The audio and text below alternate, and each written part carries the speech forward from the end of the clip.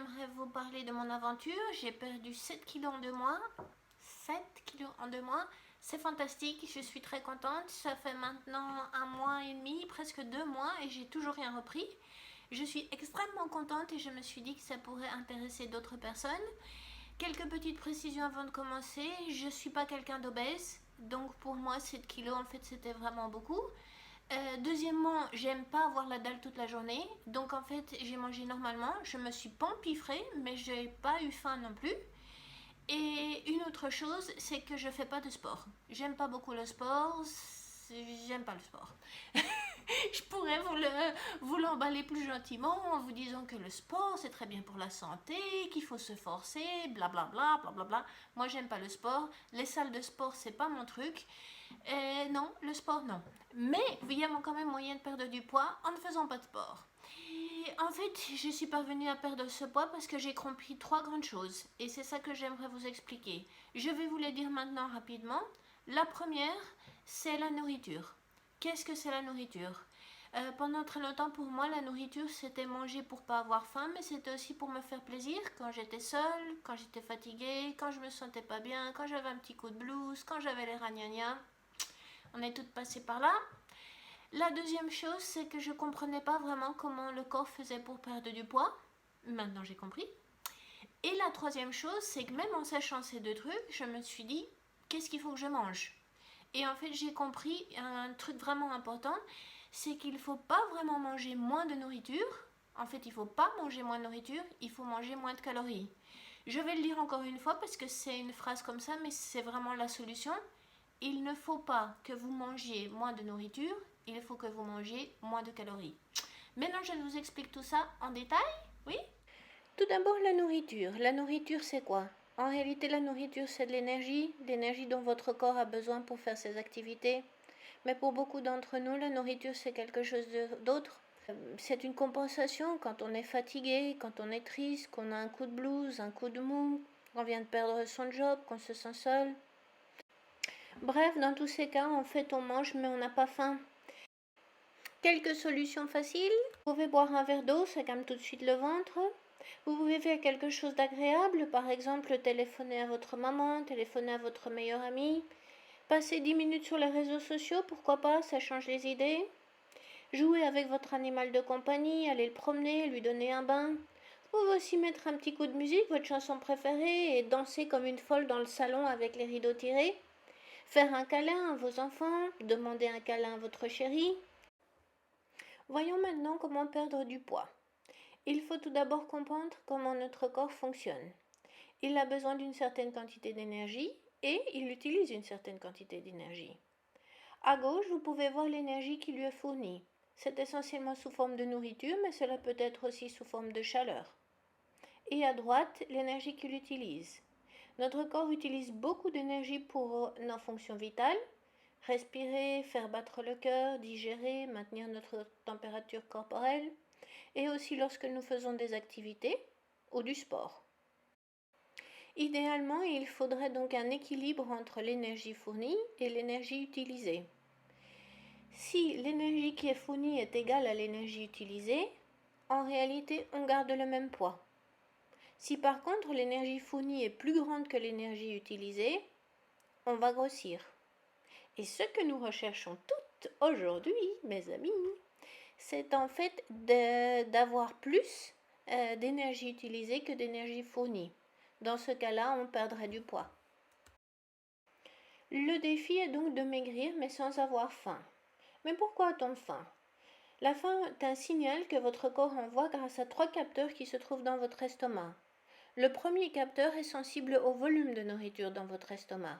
Ces capteurs sont en fait dans les parois de l'estomac et si vous ne mangez pas assez, la paroi ne bouge pas et donc le signal de faim persiste.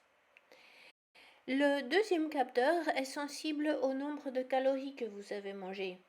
Donc si vous mangez une nourriture qui n'est pas assez calorique, comme par exemple une salade, la sensation de faim persiste. Et le troisième capteur est sensible aux nutriments de votre nourriture, tels que les fibres, les vitamines. Savez-vous que votre estomac a un volume de 1 litre? Mais alors, comment remplir son estomac? Que pensez-vous de boire 1 litre d'eau? l'estomac sera plein, pas de problème de volume. Par contre, ça n'ira pas pour les calories et pour les nutriments.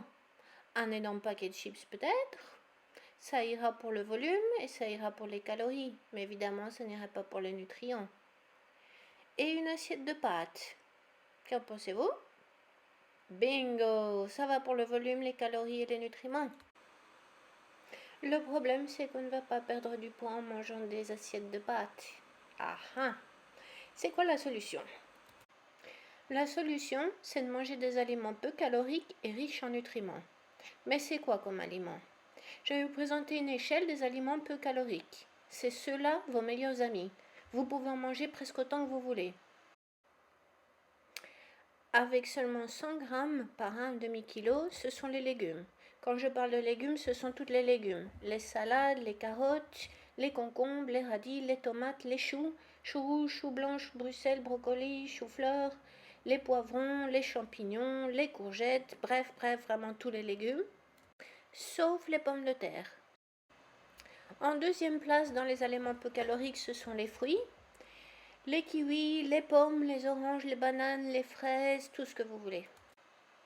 Viennent ensuite les féculents, et oui, ils ont mauvaise presse, mais en réalité les féculents sont vos amis. Les pommes de terre, le riz, les pâtes ne font pas grossir. Ce qui fait grossir, c'est comment vous les mangez. En ajoutant de la crème fraîche, du fromage et du lard, vous passez d'un aliment peu calorique à un aliment hyper calorique. Et nos meilleurs alliés pour perdre du poids sont aussi les légumineuses. Ils sont très riches en protéines. Nous parlons ici des haricots, blancs, rouges, des pois chiches et des lentilles. Et voilà, vous savez maintenant que manger légumes, fruits, féculents et légumineuses. Voici donc mes 3 secrets pour perdre du poids. Rappelez-vous, j'ai perdu 7 kg en 2 mois sans faire de sport en appliquant ces trois secrets. Le premier, il faut que vous mangiez normalement. Ça sert à rien de sauter le petit déjeuner, de manger une banane au déjeuner. Ça marche pas, vous êtes fatigué, le lendemain vous allez avoir tellement faim que vous allez sauter sur n'importe quoi. Deuxièmement, il vous faut manger assez de calories. Donc ça sert à rien de manger une grande salade, une demi-heure après vous avez faim. Et quand je parle de nutriments, je parle de manger des aliments non transformés. Donc je parle de manger des fruits et pas des jus de fruits. Je parle de manger des pommes de terre et pas des frites. Je parle de manger du riz et pas du riz qui a été sauté dans de l'huile. Quand on mange une salade, ce n'est pas une salade qui baigne dans la mayonnaise. Voilà, c'est fini pour aujourd'hui. J'espère que ça vous a plu. Ce sont mes 3 secrets pour perdre du poids et croyez-moi, c'est facile. J'ai perdu du poids, comme je vous ai dit, en mangeant ma faim et en ne faisant pas de sport.